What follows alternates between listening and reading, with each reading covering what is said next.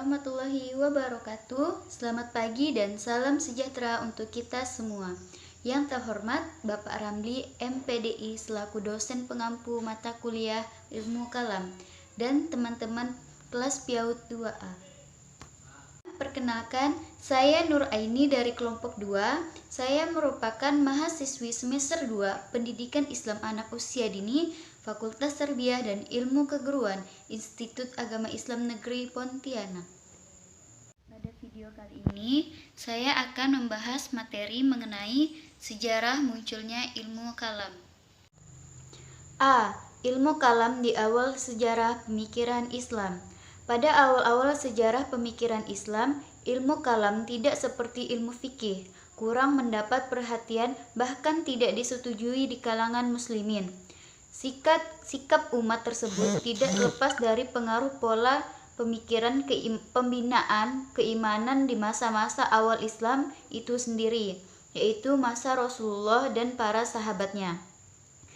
Pada masa Rasulullah SAW, penamaan pembinaan dan cara penerimaan keimanan cukup melalui hati tasdik bil alqab. Sementara itu, suatu keimanan sudah dipandang cukup dengan mengimani apa yang harus diimani secara global, tanpa membicarakannya lebih jauh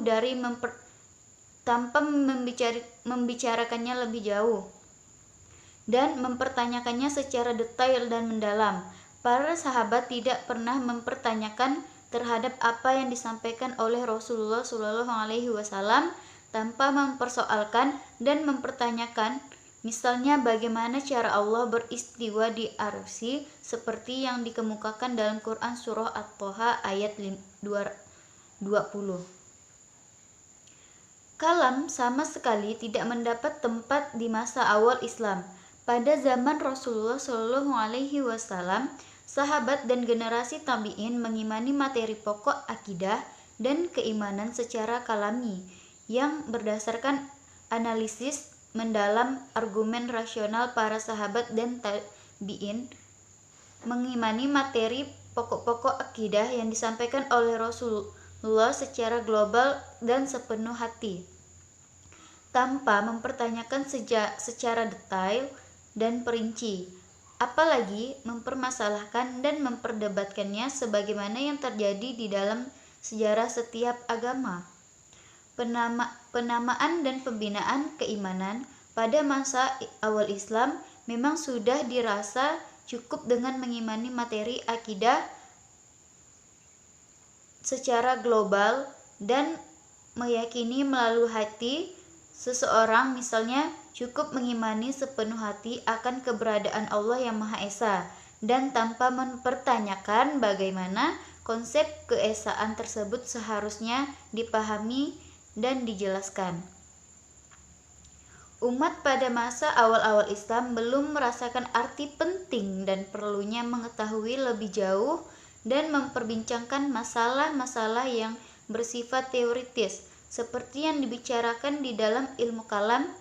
Masalah-masalah yang dirasakan sangat perlu diketahui adalah yang dibicarakan dalam ilmu fikih. Dengan kata lain, membicarakan dan mempersoalkan masalah-masalah teoritis ketika itu dirasa tidak ada manfaat bagi umat, karena yang diperlukan di dalam keberagaman sehari-hari mereka adalah masalah yang bersifat amaliyah. Yang B. Sejarah lahir dan definisi ilmu kalam. Ketika dunia Islam berada pada era dinasti Bani Abbas, suasana perkembangan pemikiran umat melalui memperlihatkan kecenderungan baru pada penghujung abad pertama atau awal abad kedua Hijriyah. Muncul diskusi sistematis dan silang pendapat di sekitar persoalan kalam, seperti masalah iman dan kufur, pelaku dosa besar, dan masalah qada dan qadar. Diskusi ini masih diikuti oleh para sahabat generasi akhir. Diskusi ini pula yang ada gilirannya melahirkan ilmu kalam yang memusatkan materi bahasa pada aspek akidah dan metode-metode nasional. Ilmu kalam seperti ilmu keislaman lainnya juga mempunyai dasar sendiri dari sumber Al-Quran, baik menyangkut aspek metode maupun materi. Secara metodologis, berpikir rasional sama sekali bukan hal terlarang. Al-Quran menganjurkannya muslimin menggunakan daya pikir atau nalar, sebaliknya mencela orang-orang yang tidak mau melakukan aktivitas berpikir. Di dalam Al-Quran cukup banyak ayat yang dikemukakan dalam bentuk pertanyaan dan mengisyaratkan pentingnya aktivitas pemikiran dan penalaran. Ditinjau dari segi metode maupun materinya, keberadaan ilmu kalam bukan terlarang dalam Islam. Bahkan ilmu kalam mutlak diperlukan dan terbangunnya keimanan yang kukuh di atas bukti dan argumen yang kuat.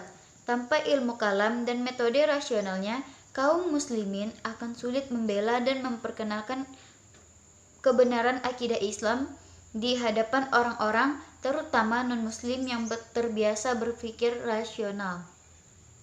Ilmu kalam tetap diperlukan sebagai hal yang sentral di dalam Islam. Arti penting ilmu ini bukan dan jangan dilihat dari sejarah keberadaannya yang lebih dominan, berperang membela akidah Islamiyah di hadapan orang-orang yang menentang atau mengingkari ilmu kalam.